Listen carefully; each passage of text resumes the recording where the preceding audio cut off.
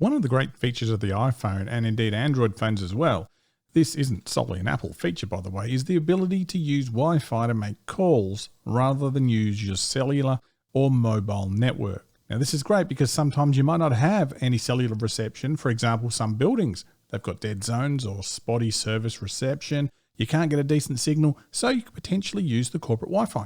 And on limited plans, you might have run out of minutes, in which case you can use Wi-Fi as well. So naturally, as the name suggests, Wi-Fi calling is exactly what it sounds like, using Wi-Fi to make calls, and depending on your phone and carrier, the option might not be enabled. So let's see how we can turn it on or off as the case may be.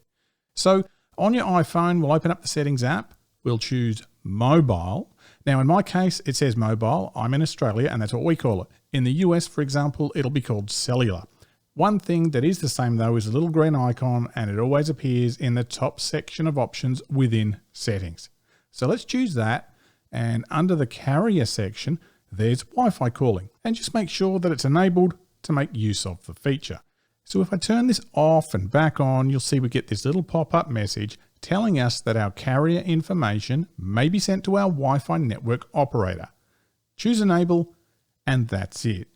Now, if you want to go and test it, simply swipe down on the top right of our screen to access our control center, and then you can turn off cellular access by clicking the little green icon.